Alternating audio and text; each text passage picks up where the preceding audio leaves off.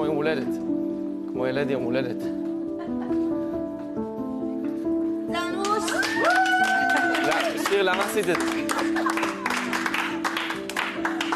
אין מה להשוות איך שאתה היום ואיך שקיבלנו אותך, ואנחנו פשוט מודים לך.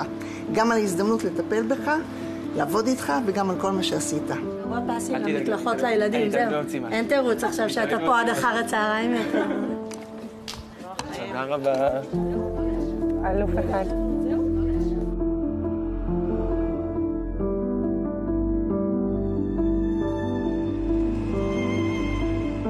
זה לקח 1 ו3 חודשים. אחרי שיקום ארוך, ניצן חוזר סוף סוף הביתה, הפעם לתמיד. לא רק שהוא בא הביתה, הוא גם מביא אורחים איתו. כן. אני עושה בלגן. לא היית פה הרבה מאז ה7/10, לא? הולך ובא. לא הייתי פה בכלל. ב7 באוקטובר יצא דרומה כבר ברגעים הראשונים. תוך שעות מצא עצמו נזרק לחיים אחרים. אני קצין בשריון, סמ"פ של פלוגת טנקים, וכבר בלילה הקפיצו אותנו, ב7 בלילה.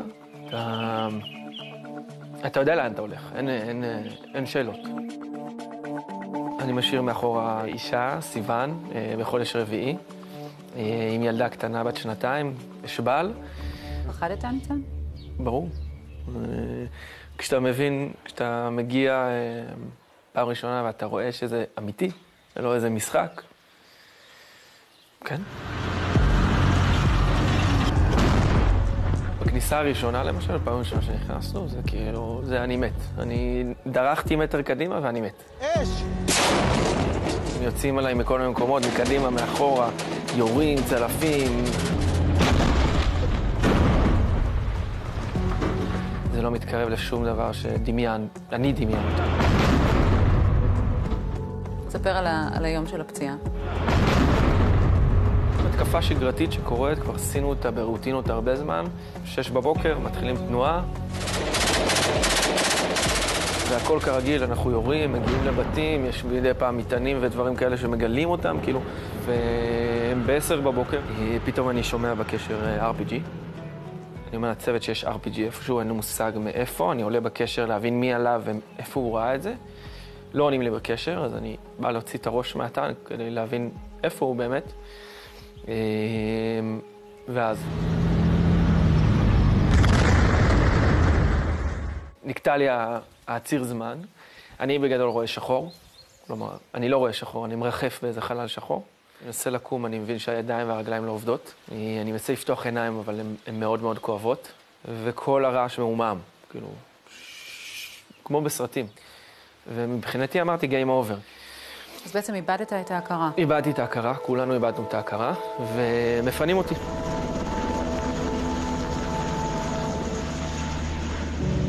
אנחנו מגיעים לסורוקה, ומרדימים אותנו. בעצם אני נפצעתי קשה, עוד אחד נפצע קשה, ועוד אחד נפצע בינוני. אחד נהרג, הוא נהרג. לאורך תקופת השיקום הארוכה, ניצן מנסה לאסוף פרט אל פרט על אותו היום. רק דבר אחד ברור לו בוודאות, שלנצח יישא עמו את דמותו של אוריאל סילברמן, פקודו שנהרג לצידו. חודשיים אחרי, לצד הטראומה הטריה, שמחה. סיוון יולדת את בנם, ניצן עוד לא יודע שדווקא הוא יגלה לו לא מעט. רותם זה צמח מדברי מדהים שיוצר מיקרוקוסמוס, הוא משפר את הסביבה שבה הוא מצוי. כל הילדים שלנו שמות של אהבת הארץ והטבע. רותם, שקד, סיני, כרמל ושחף.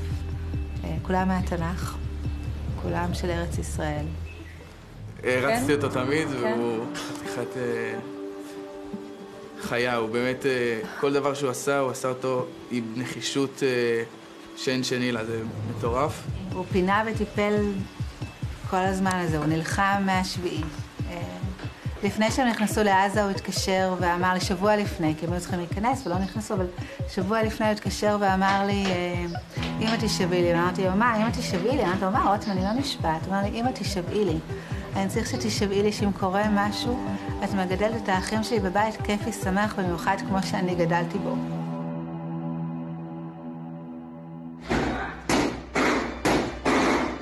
הם היו באיזשהו איתור, באיזשהו בית, והמחבל הגיע בגר המדרגות, זרק רימון, שלצערנו פגע באיזושהי שידה ונכנס למרכז החדר, איפה שרותם והצוות ישבו.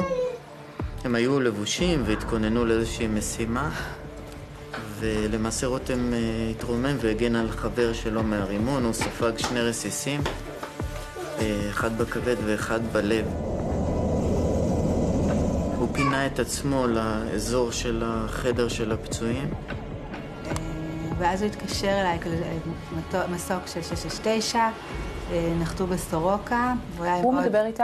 הוא התקשר אליי מישראל בעצם. אחרי הנחיתה הוא מתקשר, זה אומר שהוא בהכרה, הוא נותן את המספר טלפון שלי, כי הוא לא עם פלאפון. הוא מתקשר, אמא, הכל בסדר, אל תדאגי. הספקתי להגיד לו בדרך מאמי, וזהו, לקחו לי את הטלפון, אבל זו הייתה שיחה כל כך חשובה. וגם שהוא לא מת בעזה המגילה הזאת, ובארץ, ושהוא הספיק בעצם להגיד לי, אמא, הכל בסדר, אל תדאגי. כאילו גם שם הוא דואג לאחר, כאילו הוא דואג לי, דואג לאחר, מרגיע אותי. אני מסתובב עם סיפור הגבורה הזה, גם לספוג רימון בשביל חבר, גם להגיב בירי, וגם כל הפינוי, מסכת הפינוי הזאת שבאמת עם חצי לב, אני לא יודע איך הוא החזיק מעמד את אותו 3/4 שעה, ועוד מדבר עם ליאת ומרגיע אותה, ואז פתאום מגיע הסיפור הזה. זה יכול היה להיגמר ככה, 2 סיפורים, 2 גיבורים לא קשורים. אחד שלא שב, אחד שעדיין מתמודד עם פצעיו. אלא שבעזה הם נקשרו לנצח מבלי שהספיקו להכיר. כשחודש לפני שנפל, רותם העניק לניצן מחדש את חייו.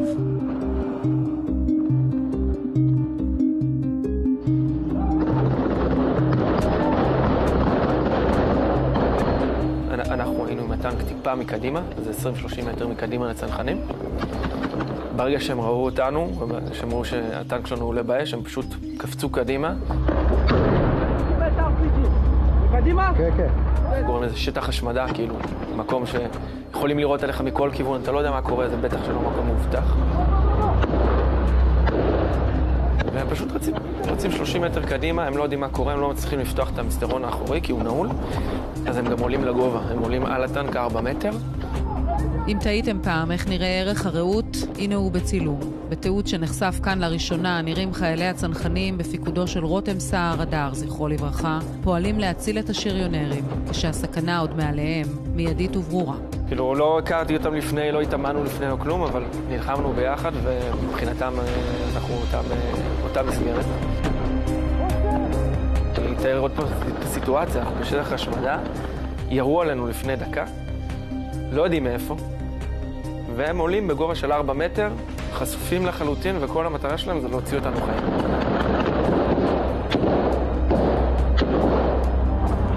פשוט גבורה מטורפת.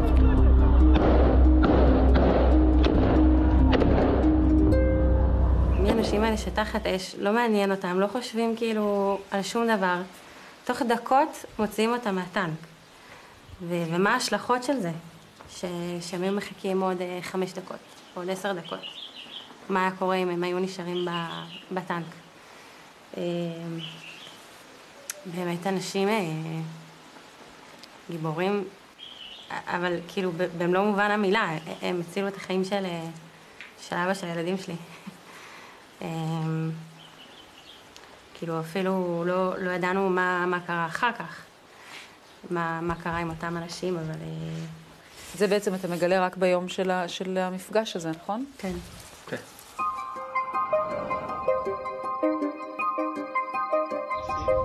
אני חושב שבאזרחות קוראים לזה אחדות, בצבא קוראים לזה רעות, אבל... סיירת צנחנים החליטה שהם עושים סיור לזכר נופלים של המלחמה. אוריאל אחרי 1.5 חודש בלחימה נכנס אליי לטנק, לא הכרתי אותו לפני המלחמה. והזמינו אותי לדבר על אוריאל. שנפל על הטנק שלי שנפל באירוע שאני נפצעתי. ממש היינו אחים ומוכנים לעשות הכל אחד בשביל השני. כשניצן עלה לדבר, המ"פ אמר לנו, פה תקשיבו, פה אתם צריכים להקשיב. ואני מקשיב רוב קשב למה שהוא אומר, אבל לא מוצא את ההקשר לרותם. אני לא יודע למה הוא אמר לנו, תקשיבו, אני מסתכל על ליאת, אולי אני פספסתי משהו?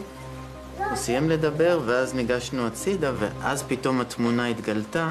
ליאת ואייל מבינים אז שניצן שעומד מולם נמצא שם בזכות בנם שנפל. דרישת שלום מרגשת מאוד בפני עצמה, ואז מתברר שיש לה חלק נוסף, שעליו אפילו ניצן לא ידע. אני מספר להם, ואז הם נותנים לי איזה כרטיס זיכרון. בנסיעה אני מסתכל עליו למטה, רשום שרותם הוא צמח מדברי. וכאילו לא חיברתי, אבל אמרתי, איזה קטע, גם רותם, הבן שלי שנולד חודשיים אחרי שנפצעתי, קוראים לו רותם, זה גם צמח מדברי. וניצן חוזר אלינו ואומר, עכשיו אני מבין למה קראתי לו רותם. הוא היה עם דמעות. לא יודע, היה לי צמרמורת מטורפת אין מקריות. מי בחרת שם? אני. שזה בפני עצמו. כן. סיבה לי התעקשה על שם מסוים, אני אמרתי לה, אין סיכוי, קוראים לו רותם וזהו. ואתה לא יודע למה? לא יודע למה. זה שם שחשבת עליו קודם? אני במלחמה, אני לא חושב על שמות. וזה היה כזאת תחושה של סימן, אתה לא מבין איזה אימפקט עבורנו וגם עבור ההורים האחרים שהיו שם. זה היה מדהים. ראית שכולם שם התחילו להגיד אין מקריות. ככה פתאום, ביום סיור לזכר יקיריהם, הם גילו לצידם חלק מהם, רקמה אנושית שמשהו באמת איתם, ומשהו נשאר, ויחבר ביניהם עד עולם. זה פשוט מרגש אותי עד מאוד. זאת אומרת, לרותם הקטן ולאשבל יש אבא, כי רותם והחוליה שלו פשוט עשו את מה שהם מצאו לנכון והיה נכון לעשות. אני רוצה לאחל לכם ולאשבל ולרותם שתדעו ליהנות מכל השלבים בדרך. עכשיו במחשבה לאחור על כל השלבים עם רותם שלנו, זה היה מאתגר, אבל זה היה פשוט חוויה בלתי נשכחת. מאתגר אותנו, הוא היה פשוט אור גדול בחיים שלנו, ואני מאחל לכם שהילדים שלכם באותה מידה יאירו את חייכם, ואני מאושר שלרותם שלנו יש חלק בפוטנציאל הזה. ורותם הקטן, בלי לדעת, בלי שהוריו התכוונו, קיבל על עצמו להזכיר בכל יום לאבא ניצן, בזכות מי הוא כאן. יש? וגם אנחנו ראוי שנזכור איזה גיבורים מתהלכים בקרבנו, איזה גיבורים הלכו מאיתנו, ואיזה מחירים שילמו המשפחות שסביבן. ואולי גם נזכור שאם רק מסתכלים על התמונה הגדולה, אנחנו בעצם אותה משפחה. כן, הצלחתי!